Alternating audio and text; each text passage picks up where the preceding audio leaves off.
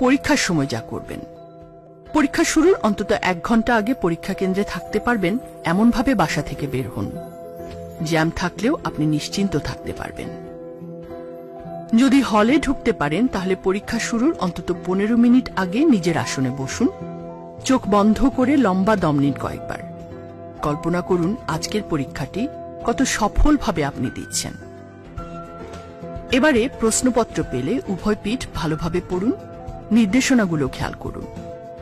প্রতিটি প্রশ্নের জন্য সময় ভাগ করে ফেলুন। বরাদ্দকৃত সময় শেষ না হলে ফাঁকা রেখে পরের প্রশ্নে চলে যান। জটিল প্রশ্নের উত্তর নয়, শুরু করুন সহজ এবং ভালোভাবে জানা উত্তরটি দিয়ে। কোনো প্রশ্ন ছেড়ে আসবেন না, কারণ দুটো অর্ধেক উত্তর একটি সম্পূর্ণ উত্তরের চেয়ে বেশি নম্বর তুলবে। বাধ্যতামূলক না হলে জটিল বা সঠিক উত্তর জানা নেই এমন প্রশ্ন এড়িয়ে চলুন। প্রশ্নের উত্তর 3 ভাগে ভাগ করুন: ভূমিকা, মূল বক্তব্য ও উপসংহার। উত্তরে বৈচিত্র্য আনতে ডায়াগ্রাম, ছক, চিত্র ইত্যাদি ব্যবহার করুন। লেখক বইয়ের কিছু শব্দ বা বাক্য উদ্ধৃত করুন। কোন প্রশ্নের উত্তরে কি জানতে চাওয়া হয়েছে তা বুঝে লিখুন। কোন অংশের জন্য কত নম্বর তাও দেখুন।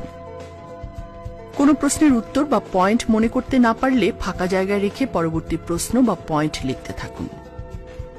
খাতা জমা দেওয়ার সময় নাম, রোল, রেজিস্ট্রেশন নাম্বার ঠিক আছে কিনা তা নিশ্চিত হন।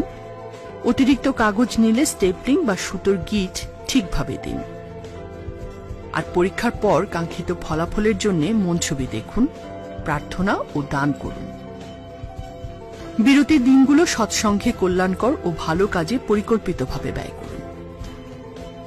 সবশেষে পরীক্ষার ফলাফল আশাতীত না হলে মুষড়ে পড়বেন না। ভুলগুলো খুঁজে দেখুন, হয়তো এমন কোনো ভুল হয়েছে যা আপনি এখন বুঝতে পারছেন। ঠিক করুন পরের পরীক্ষায় যেন এর পুনরাবৃত্তি না হয়। তবে মনে রাখবেন, পরীক্ষা গুরুত্বপূর্ণ, পরীক্ষায় ভালো করাও জরুরি, কিন্তু কোনো কারণে তা আশানুরূপ না হলে যে আপনার জীবন ব্যর্থ হয়ে যাবে বা এজন্য আত্মঘাতী হতে হবে বা হাল ছেড়ে দিতে হবে তা কখনো নয়। বহু সফল মানুষই আছেন যাদের জীবনের ব্যর্থতাই ঠেলে দিয়েছে তাদের নতুন সুযোগ, নতুন সফলতার দিকে। পরীক্ষা চলাকালে আমি অত্যন্ত প্রশান্ত ও সজাগ থাকব।